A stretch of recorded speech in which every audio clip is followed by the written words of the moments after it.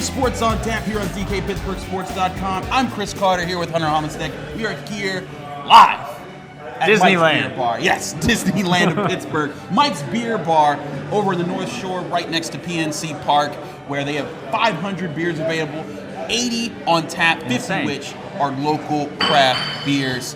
Hunter, if there's heaven for beers, this is it. Took the words out. See, I'm here like playing, like, what am I going to say when Carter's done? I'm going to say it's heaven on earth for beer drinkers. And here's Carter.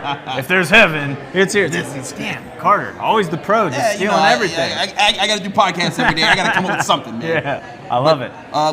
Before we dive in, as you guys know, we get 4 flights of beers. We get to sample each one, do a new sports topic with each, and when we get to the last one, we're going to decide a winner. There are some contenders, man. We get a little cheat contenders. sheet. Give you a peek behind the scenes here. We get a cheat sheet of what we're drinking for some extra details. Show them production, man. I know. Listen. Just lift the curtain for our viewers. They deserve it. They deserve it. We're going to kick it off, though. Yeah, let's kick it off. One of my favorite breweries in Pittsburgh, Easton. They got Easton Friendship, named after the neighborhood Friendship. Really cool. It's a 4.9%er Mexican-style lager that drinks light and crisp. That sounds like a very nice warm-up. Perfect start. Cheers, Hunter. I'm going 2 paw for Natty. For the good old Sunday.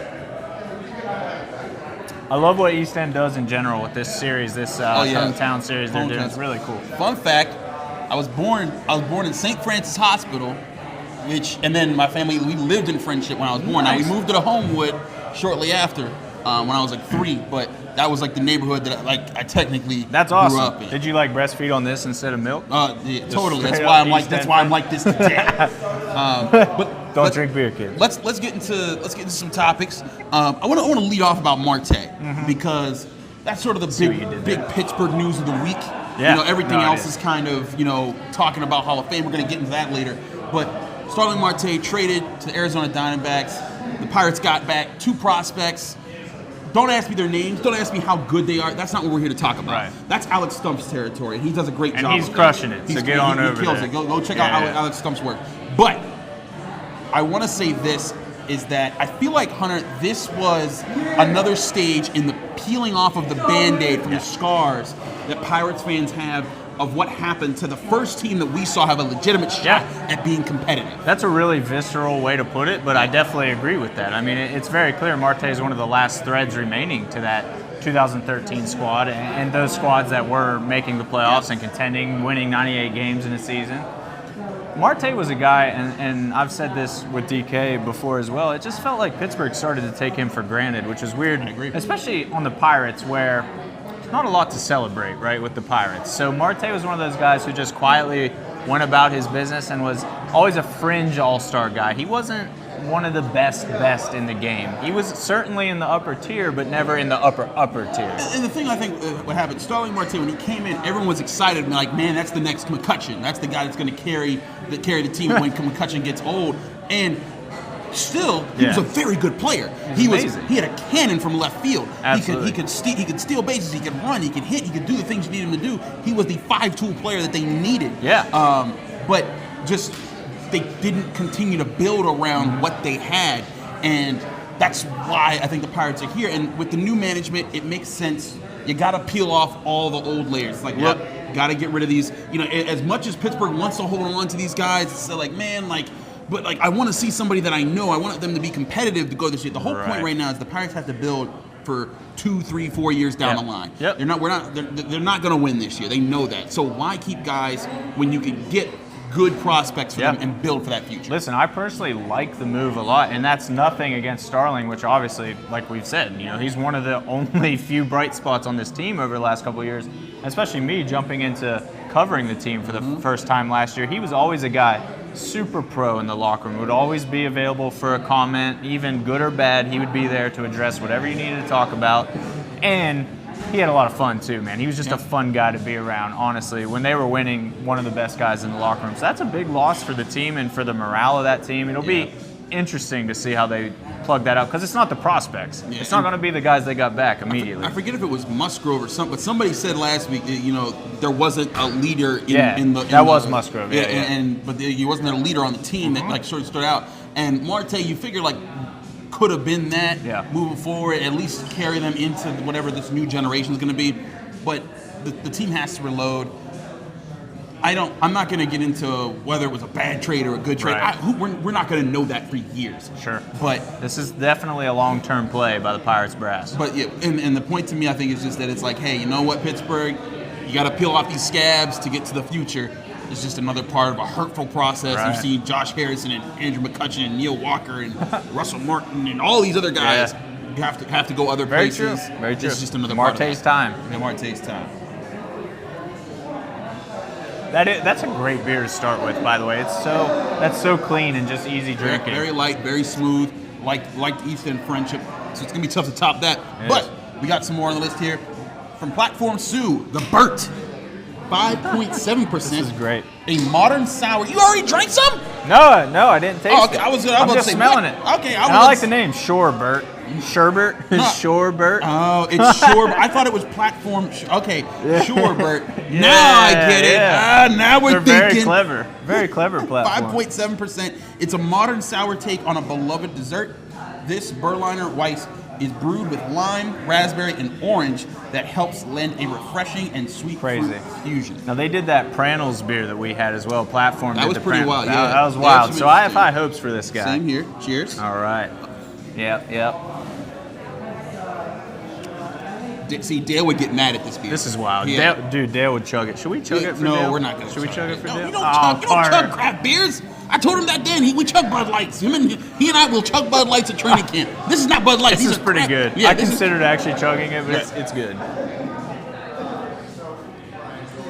No, that's nice. That's nice. You know who else is pretty good? Troy Polamalu. Ah, he's all right. He's all right. Decent. But let's talk about Troy Polamalu because this is the weekend, right?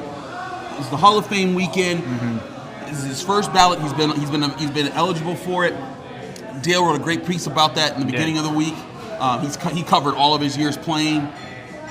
It seems to me, and I said this years ago, that Troy Polamalu had to be a first ballot Hall of Famer, but I wasn't sure if they were going to do it because we know there's that spite against Steelers in there. Yeah. But I feel like there's been enough push politically to get this guy in because you've seen players like Ray Lewis, players like even current players like Tom Brady come up and say Troy Polamalu was big. that man. Dude, and this is a crazy way to view somebody's impact, but like my mom had a Troy Polamalu shirt when I was growing up. And listen, my mom does not care about football at all. If the Steelers go 0-16, she does not mind. I promise. She would not care at all. But when the Steelers were done, she knew right away just watching the game, because you have to watch in our household growing up. It's on every TV in the house. You know what I mean? You can't avoid it.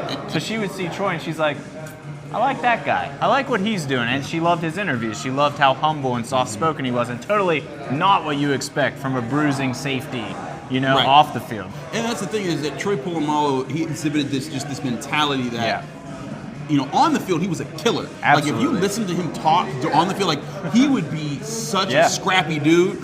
But then it's crazy. But you would see him every play, every play. Every play. But then there was one time where Ryan Clark utterly destroyed Wes Welker, and he saw Wes Welker on the ground. He immediately was praying for him. Yeah, that's just what he does. He's a different kind of dude, right? Yeah. And I feel like that's part of the thing is that people took to that. And he's one of those guys that he wasn't I wouldn't say he's super involved in the community, but he was a guy that sort of everyone was like, man, I like that guy. He attracted people to the sport outside of just the the hardcore guys. He attracted casual fans. They're like, man, that guy's cool, and he makes ridiculous plays. I like to think about it like this: is how many bad things have you ever heard said about Troy Polamalu? I literally can't think of one. Yeah, and that's saying something. That's like Sidney Crosby levels of adoration in this town. Right, and you think about the safeties of his era. It was him, Ed Reed, Brian Dawkins that were the top guys. Dawkins and Reed got on their first ballots. Troy Polamalu better get on his first ballot because Polamalu definitely a lot better than Brian Dawkins. And Weapon X was the man, but he ain't Troy Polamalu. Yeah. Ed Reed was a better center fielder than Troy, but Troy was a better slot guy. Cover here, hit here, bring the heat, force the fumble. He was the better playmaker. When you needed the big moment in the big game, that's what Troy Polamalu was. And I've talked to some of the guys in the Steelers staff, and I've talked to different NFL scouts, and it's like, who would you rather have? And most guys, if you're not a Ravens fan or a person that hates the Steelers, most guys say, you know what, I'm taking Troy Polamalu because you could plug him at every different spot. The versatility, man, the brain. Yeah. And on the fly. Half of it's on the fly. That's the craziest thing about him. His instincts were probably unlike anybody we've seen in our lifetime as a Steelers fan. And Another thing that I see a lot of people go to is his stats. And he really doesn't have super gaudy stats. They're amazing stats, don't get me wrong. Right. They're not super gaudy. And you got to think, like, look at the team around him. There's not a whole lot. Look at Minka this past year with the Steelers. There's not a lot of room to make plays when somebody's making the play before you get a chance. Like, those were elite defenses all the way around. Mm-hmm. No, yeah, I completely agree. But you saw the impact that Troy had on those elite defenses, because between 2008 and 2011, the Steelers were the #1 scoring defense 3 out of 4 years. That's nuts. The one year they weren't was when Troy was hurt. Whoa, that's how good. That's 2009. Great. That was a great stat. That's how amazing he was.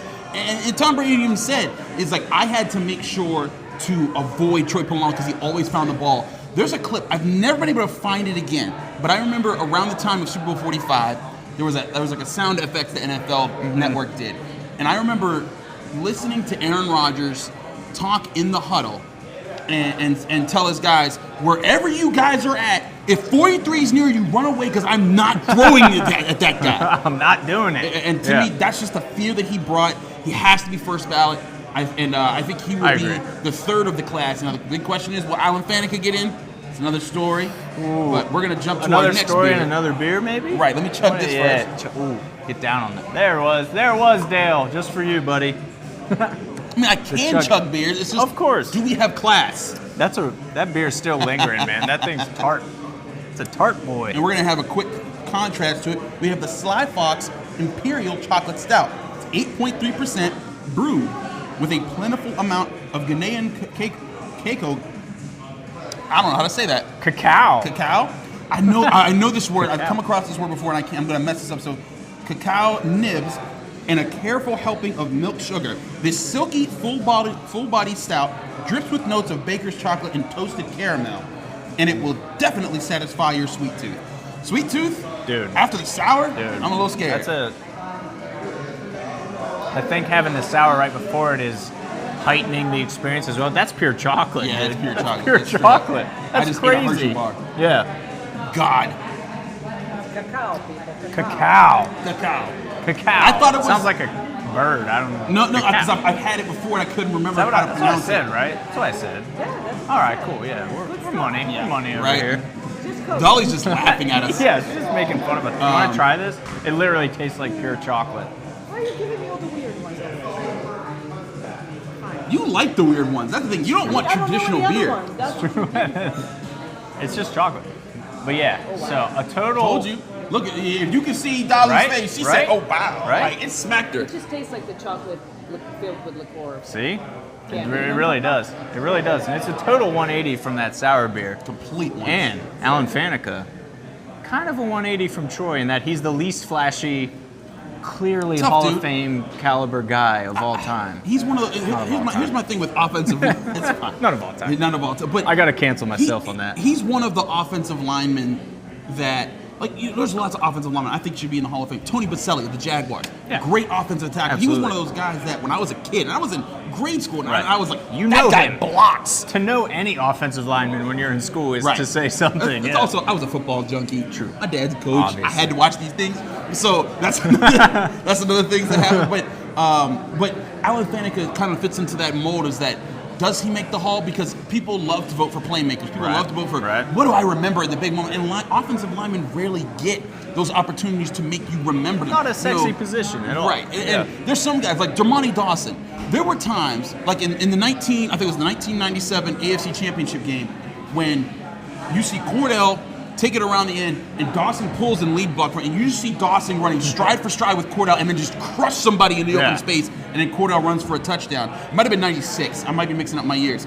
Actually, no, wait. It's the 1997 AFC divisional round when they beat the Patriots 7-6. I think that's when that play was. Look it up, internet. Get it. I think that's what it was. Anyways, but Dermontti Dawson had those type of moments, and it's like that stands out. Alan Faneca, he was a great. If you knew football, great center, a great guard, consistent guard, and you always wanted him on your offensive line. You respected him. But that's the problem with the voting is that sometimes these guys go off of, what do I remember? What did I see on national television? And you think that maybe it'll translate. There's a lot of people pushing for him. There's a lot of talk about it. But he's the most questionable now that we know that Cowher and Shell are in. Right. And I don't want to mess it up, and for sure, go read Dale Lawley's case for Faneca on our site, because that's great where case. all of it, when you read that, you can't leave that saying he doesn't deserve it. And when you finish it, you're like, he needs it. But there was one particular stat, I think it was 6 times Faneca was a first-team All-Pro, and everybody else who qualified for that and is also eligible for the Hall of Fame is in. Yeah. Faneca's the only guy who has hit that mark and isn't in. It's like, all right. And you talk about like having the moment, the play. The Willie Parker run. Willie Parker run. He that's was Faneca's great. play. Right. That's his play. But how many people remember? People remember Willie Parker for making the safety nets. But how many people? Because that's the other thing. It's like I'm saying. Like I remember that play. Sure. But I'm a junkie. You would hope the voters remember that play, right? That's my sincere hope. Yeah. But Alan Faneca, Troy Polamalu, Hall of Fame vote this Saturday evening. Be sure to tune into that. Also going to be announced is T.J. Watt the Defensive Player of the Year versus Stephon Gilmore. That's going to be an interesting vote. That's also happening this uphill weekend. battle for TJ. I feel like as the season's ended and his momentum's cooled, obviously, considerably with them being out of the playoffs, that's a tough case to make. I'm standing by it. We've said it before. Yeah, we've said I'm it before. standing by it. I think the biggest thing, you saw the Pro Football Writers of America, they voted for Stephon Gilmore as their Defensive Player of the Year. Will the Associated Press, because that's the one that seems to be held up at a higher standard, will they vote for Stephon Gilmore? It's an interesting question. We'll see how they go. Yeah. I'm going to finish this last sip here. Do we? I think we're both going to take a crowler home with this last beer. I'm going to try to call it in advance. You're calling it in advance? Right? All right. I mean, just come on. Come on. So this last beer, a brewer I like a lot, Fatheads. It's called the Three Floyd Special Hoperations. Love this name. 7.5%, includes 5 hop additions using Warrior, Simcoe, Citra, and Citra Lupulin powder and Mosaic leaf. That's a lot of things. It's amazing. I'm just saying what's on the sheet, Dolly. So we've got Fatheads, who we both love. Yeah. Local-ish. Yep. They're technically in Ohio, but they also have a brew pub here in Carson Street. Yeah. And Three Floyds, which is one of the best breweries in America. Yeah. So this is a collab here. It's a hoppy tribute to American veterans everywhere. I stole a sip while you were talking. And proceeds benefit Honor Flight Network. So, be sure to get you some Three Floyds here. Let's try this out. Oh, that's good. Yeah. The hops. Dude, that's the the hops. winner. That's the winner. What I love about this beer so much is like, when you first get into craft beer and the very first time you ever have an IPA, and I feel like it happens to everybody, the first time they have an IPA, they're like, it's horrible. It's bitter and it's weird. Your first experience is like, what is that? It's a flavor that you've never had. But it's an acquired taste. And this throws me right back to like the first, because it's bitter and it's up front. It's that classic West Coast. And we're coming off that sweet beer. Right. Because nowadays a lot of IPAs are getting real soft and mellow. That New England style, which I also love, as any viewer of the show knows. Give me the hardcore. This is a throwback IPA. Yeah, I feel like this is great. This is old school. Just let me taste like the bark of the tree. Yeah, right. Grit it. Yeah. All right, we're gonna do this. What are we ending with, Carter? We gotta end with the Super Bowl because that's what's coming up this weekend. That's the big topic. Now, here's my thing. In the Super Bowl, there's one team here that I think deserves to be here and is here for great reasons. There's one team that I think coasted here on a weak conference. And that's clearly the San Francisco 49ers. Because the Kansas City Chiefs are coming to town and they're going to wax that booty. I don't even... We have a guest here. I'm just messing with you. Yeah, no, that's great. We have a Niners fan here. We have a Niners fan in the house. Thanks for joining us. He's always with us on Twitter. Cheers to that. Cheers to that. He's even wearing a Niners jersey. He's wearing his Niner hat. As soon as he came in, I was like, that's Hero for Hire. He's been tweeting at me for 3 months. I love that you went so hard on the intro to that because I was like, wait, do you really believe that? I just Drew Pearson that because Good. But because we talked about this a lot. Sure. It's going to be a close game. It's going to be a good game. You favor the Niners. I favor the Chiefs. I like the way that Patrick Mahomes plays. I like the way that their defense shut down Derrick Henry. I don't think Rasheed Mostert and the Niners offensive line has the gas to deal with that. Yeah, I mean, listen, I see it. Like I've said all along, if Mahomes wins the Super Bowl, I'm going to be 0% surprised about that because he's a fantastic player, the best quarterback in the NFL, in my opinion. Despite the fact that he's not going to win the MVP. No, but I agree with you. He's the best quarterback If I had to in the pick a NFL. quarterback right now, it's Patrick Mahomes. Right. But the Niners defense, man, and I can't get off that Niners defense because that's, for me in the Super Bowl, what you need is a team that just says, I don't care what you do well. This is what we do well, Right. and our will is going to beat your will. And that's just how the Super Bowl plays out in my mind. Because I've seen it with the Steelers, where maybe not the most talented team, the toughest team that just shuts down anything you do well. Here's my problem with that is that the Niners went toe-to-toe with the Ravens, and the Ravens came out on top. Yeah. The Ravens don't have the weapons the Chiefs do. True. I Nobody think does. the speed that the Chiefs have, if they don't collapse the pocket on Mahomes, if he is allowed to just move around, it can't. Like I brought know. this up before. Yeah. If it's not just about chasing him, you got to get him down. If you don't Absolutely. get Mahomes down, he's gonna Joey Bosa, get off me, or Nick Bosa, whoever, whatever Bosa you are. If you don't bring Mahomes down this Bring weekend, both of Bosas. it's a wrap. Yeah, you can bring both of them on both sides. If you don't tackle Mahomes, he's going to launch a 50-yarder, and Tyreek Hill's Right. going to get behind somebody, and it's going to be lights out. Yeah, And it don't have to be Tyreek Hill. It could be Pringle. It could be what's his face, Mecole Hardman. It could be Sammy Watkins. They got this is the fastest offense I have ever seen. Yeah. And I just see that that's too much to overcome for the Niners. Yeah, there are the two best tight ends in the NFL playing in this game too. That's which an is amazing. awesome. It's I funny. like It's it. like Travis Kelce is what I think Kittle's going to evolve into. Nice. Right? Because Yeah. Kelce, I mean, he's the rowdy guy, and he's woo. For sure. Although I've seen Kelce get put on his rear end by Mike Hilton. Absolutely. Mike Hilton put that man down. Dude, I was just going to say, I feel like Kittle's a little tougher, man. He's got some no. scrappy I blocking think in Kittle's him. going to end up being a better Yeah. tight end than Kelce. Because I like the cut of Kittle's jib. I like them both. Don't get me wrong. But Kelce to me, like he's a great player, but there's sometimes I'm just like, where are you going, man? Like, what you like? There was I remember in a playoffs game, it was him versus Ross Cockrell, and Ross Cockrell was like shutting him down. He was like complaining. I'm like, dude, if you're getting shut down by Ross Cockrell, you got a problem. Now I think That Kelce has worked past a lot of those things. I think Sure. he realized, hey, you know what? I need to not focus on these problems. He's gotten better at that, but he also has a much better quarterback to help him That's a great make point. those plays. That's a great So, point. But I like, Jimmy G, maybe not, obviously not Mahomes level yet, because like we said, nobody is. But Jimmy, he's doing a great job of just managing wins. You know what I say And about that's Jimmy important. G? Honey Badger don't care. Because Tyrann Matthew is coming to town. Oh, he's going there with it. Give me a final score. Final score, I'm going 24-17 Niners. 24-17. I'm going 34-27 Chiefs. I think the Niners put up some points, but I think eventually the Chiefs get out to too much of a lead. The Niners try to storm back, and then eventually Jimmy G throws a pick, and they lose it. I like it. Listen, it's all predictions. I'm not going to be surprised if the Chiefs win. I just think the Niners are. No, I mean, yeah, it's football. Crazier things have happened. For sure. Yeah. For so, sure. let's pick our crowler. I called it. You called it's it. that last guy. Operations. It's the Fatheads Operations. Three Floyds collab. Yeah, I gotta go with Dude, that. that's a fantastic Salute beer. the troops. You guys, I haven't seen this around town, so get down to Mike's and get a draft of that beer for sure. Get down here to Mike's, because this was actually like, it brought me back. And like I said, I'm a big fan of Easton Friendship, and this was gonna win.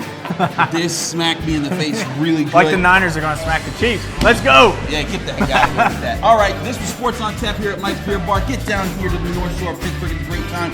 Rush Car and Hunter Homicide. Enjoy the Super Bowl, everybody. We'll be back next week.